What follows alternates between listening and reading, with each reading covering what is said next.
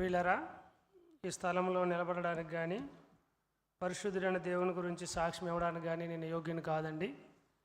నేను ఒక విగ్రహారాధన కుటుంబంలో ఒక మారుమూల పల్లెటూరు గ్రామంలో జన్మించినాను. నా బాల్యకాలం నుంచి కూడా ఎక్కువగా భక్తి శ్రద్ధలు అనేవి నాకు ఉండేవి. గుడికి వెళ్ళినదే బడికి వెళ్ళేవాడిని కాదు. చిన్నప్పటి నుంచి కూడా గుడికి వెళ్ళడము, పూజలు చేయడము. తర్వాత మా యొక్క కుటుంబంలో బలులు అర్పించేవారు. సంవత్సరానికి ఒకసారి ఎవరో ఒకరు మేకపోతుల్ని, తర్వాత కోళ్ళను ఇలాగ బలులు అర్పించేవారు. దానిలో నేను కూడా బలులు అర్పించడంలో సహాయం చేస్తూ ఉండేవాడిని. ఇలాంటి పరిస్థితుల్లో ఉంటుండగా నాకు చాలా భయంకరమైన అనారోగ్యం వచ్చేది. ఎప్పటికప్పుడు తలనొప్పితో బాధపడుతూ ఉండేవాడిని. బాధపడుతూ ఉండి పూజలు చేసేవాడిని.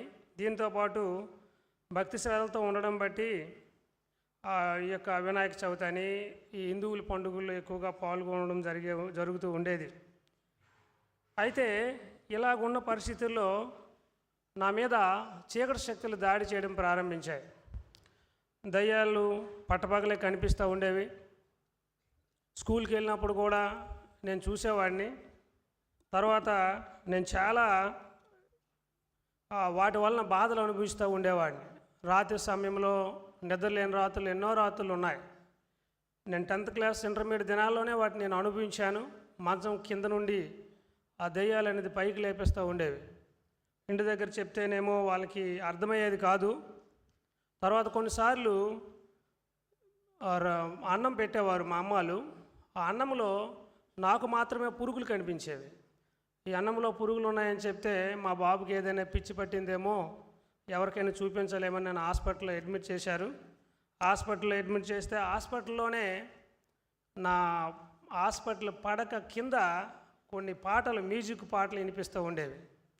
ఎదురుగా ఒక పెద్ద తలకాయ పెట్టుకుని ఒక చీకటి అలా కూర్చొని నాకు అది చూస్తూ ఉండేది. నాకు తెలుసు అది దెయ్యం అని. వీళ్ళకి చెప్తే వీళ్ళు నమ్మేవారు కాదు. అలాంటి పరిస్థితుల్లో నేను చాలా భయంకరమైన స్థితిలో ఉండేవాడిని.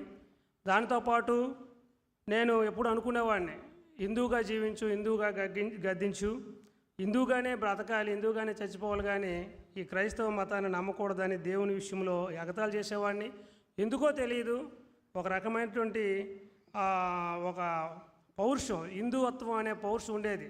మా తెలుగు టీచర్ ఒక ఆయన ఉండేవాడు. ఆయన ఎప్పుడు ఏం చెప్పేవాడంటే, ఎంతోమంది హిందువులైన వారు క్రైస్తవులుగా మారుతూ ఉన్నారు, మనందరం కూడా కొంచెము మీటింగులు పెట్టి క్రైస్తవులు హిందువులుగా మార్చేసే పనిలో మనం పడాలి, చాలా మతం మారిపోతూ ఉన్నారని ఆయన చెప్పేవారు. దాని మూలంగా నేను కూడా ఏకీపించడం జరిగింది. అలాంటి పరిస్థితుల్లో మా తమ్ముడు సాలూరులో ఎల్ఎఫ్ చర్చ్ ఉంటే హాస్టల్లో చదువుకునేవాడు. ఆయన చర్చికి వెళ్ళడం మొదలెట్టాడు. చర్చికి వెళ్ళి మొదలెట్టినప్పుడు ఒక మాట అన్నాడు అనమాట, అన్న మీరంతా విగ్రహార్థం చేస్తూ ఉన్నారు, దేవుడు ఎప్పుడైనా మీతో మాట్లాడా అన్నాడు. లేదు, నాతో ఎప్పుడు మాట్లాడలేదంటే. దేవుడు మాట్లాడతాడు, మా పాస్టర్ గారితో దేవుడు మాట్లాడాడు, ఎంతోమందితో దేవుడు మాట్లాడుతూ ఉన్నాడు అనేసరికి నాకు ఆశ్చర్యం వేసింది. దేవుడు మాట్లాడడం ఏంటి? నేను చాలా దెయ్యాలైతే నాతో మాట్లాడుతూ ఉన్నాయి, స్వరాలు వింటూ ఉన్నాను, కానీ దేవుడు మాట్లాడడం ఏంటి? నేను చాలా విగ్రహార్థం చేస్తూ ఉన్నాను, కానీ ఎప్పుడు నాతో మాట్లాడట్లేదు అనేవాడిని. భక్త మార్కండేయుడి కథలు, రామాయణ మహాభారతాలు ఇవన్నీ కూడా నేను చదువుతూ ఉండేవాడిని. నాకు అనారోగ్యం వల్ల ఒక సాధువు ఉండేవాడు, పెద్ద మాంత్రికుడు మా గ్రామంలో. ఆయన దగ్గరికి నన్ను ఉంచడం బట్టి అక్కడ ఈ కథలు, ఈ స్టోరీలు అని చదివినప్పుడు అక్కడ ఆయన మరి ఎక్కువ హిందూయిజం గురించి, హిందువుల గురించి చెప్తూ ఉండేవాడు, పురాణాల గురించి. నేను ఎవరికి తెలియకుండా రహస్యం కూడా భక్త మార్కండేయుడు ఎలాగైతే ఉంటాడో ఆ గుడిలో పడి గంటలు నేను రహస్యంగా తలుపులు వేసుకొని విగ్రహార్థం చేసిన దినాలు ఉన్నాయి. ఎలాగైనా దైవ ప్రత్యక్షత పొందుకోవాలి, లేదంటే ఈ సాధువులాగా మారిపోయి ఏదైనా అరణ్యం పట్టి అక్కడ తపస్సు చేసైనా దైవ ప్రత్యక్షత పొందుకోవాలనుకునే పరిస్థితిలో ఉండేవాడిని. అలాంటి పరిస్థితుల్లో ఎప్పుడైతే ఈ మాట విన్నానో, దేవుడు మాట్లాడతారనే మాట ఎప్పుడైతే విన్నానో నా హృదయానికి అది తాకింది. కానీ దేవుడు నేను ఎరగలేదు. తర్వాత దేవుని సేవకులు చెప్పారంట, ఫ్రాన్సిస్ అయ్య గారు మన మధ్యన వాక్యం ఇచ్చారు కదా, ఆయన ఏం చెప్పారంటే, మా అన్న మారితే చాలామంది మా ఊర్లో మారుతారు అంకుల్, చాలా విగ్రహార్థం చేస్తూ ఉన్నాడు అన్నప్పుడు మీ అన్న తప్పగా మారుతాడు, మనం ప్రార్థన చేద్దామని చెప్పి ప్రార్థన చేశారంట. నాకు తెలియదు. ప్రార్థన చేసినటువంటి పరిస్థితుల్లో మరి ఏం జరిగిందో తెలియదు, కానీ నాకు నేనే నా యొక్క హృదయం దేవునికి ఎందుకు ఇవ్వకూడదు, యేసుప్రభు నేను కూడా తెలుసుకోవాలనే ఆశ నాలో కలిగింది. అయితే ఎందుకో తెలియదు, నాకు తిరుపతి మొక్కుపొడి కడి ఉండేది, రక్షలు ఉండేవి, విభూతులు ఉండేవి నా జేబులు ఎప్పుడు కూడా. అవన్నీ తీసివేసి ఇంకా దేవుణ్ణి ప్రార్థన చేసుకోవడం మొదలెట్టాను. ప్రార్థన చేసుకున్న తర్వాత మళ్ళీ అనుమానాలు వచ్చాయి. నేను విగ్రహారాధన ఎక్కువ చేయడం బట్టి నేను చేసిన తప్పేమో, ఎందుకంటే నా దేవతలు దేవుళ్ళు నేను వదిలిపెట్టి మళ్ళీ యేసుప్రభుని తెలుసుకోవడం తప్పేమని పగలు 12 నేను ఆలోచిస్తున్న సమయంలో ఒక స్వరం వినిపించింది.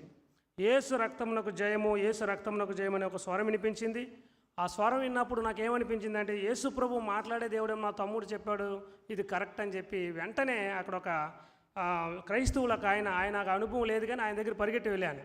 నాకు ఒక యేసు రక్తంలోకి చేయమని స్వరం వినిపించిందండి. ఆ స్వరం ఎప్పుడైతే నేను విన్నానో నా చుట్టూ చేరినటువంటి దేవీ దేవతలన్నీ అప్పటి వరకు నా చుట్టూ చేరినాయి. పగలు 12 అప్పుడే అవి నా చుట్టూ ఉన్న పరుగులెట్టడం నేను చూశాను. ఎప్పుడైతే ఇలా చెప్పినప్పుడు ఓహో దేవుడు మాట్లాడాడని చెప్పారు.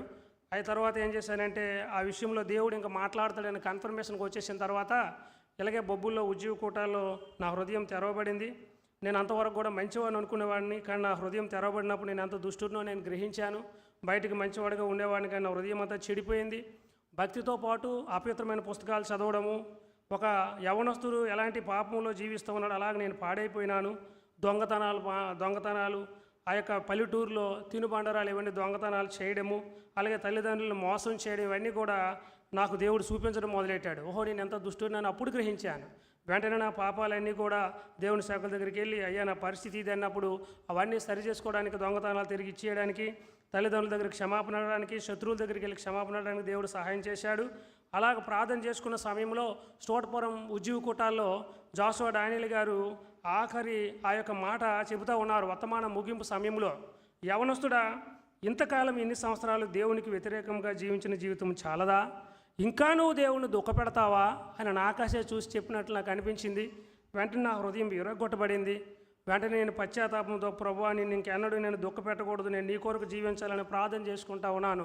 అలాంటి నా దేవుని సన్నిధిలో నేను పాపాలన్నీ ఒప్పుకొని ప్రభువా నా పాపం ఏదైనా నాకు చూపించు, లేదంటే నువ్వు నాతో మాట్లాడని చెప్పినప్పుడు దేవుడు నాతో మాట్లాడాడు. 1998 నవంబర్ 2వ తారీఖుని వేకుజాముని నేను ప్రార్థన చేస్తుండగా మార్కు సువార్త 2వ అధ్యాయం 5వ వచనం ద్వారా దేవుడు నాతో మాట్లాడాడు. అందులో ఏముందంటే యేసు వారి విశ్వాసం చూసి కుమారుడని పాపములు క్షమింపడి అని ప్రార్థన దేవుడు మాట్లాడాడు. తర్వాత ప్రభువా నేను ఏం చేయాలి, నా పరిస్థితి ఏంటి? నేను ఆదివారం ఎగ్జామ్స్ రాసేవాడిని కాదు, అక్కడ సహోదరులు ఆయా సాలువులు నన్ను నడిపించేవారు.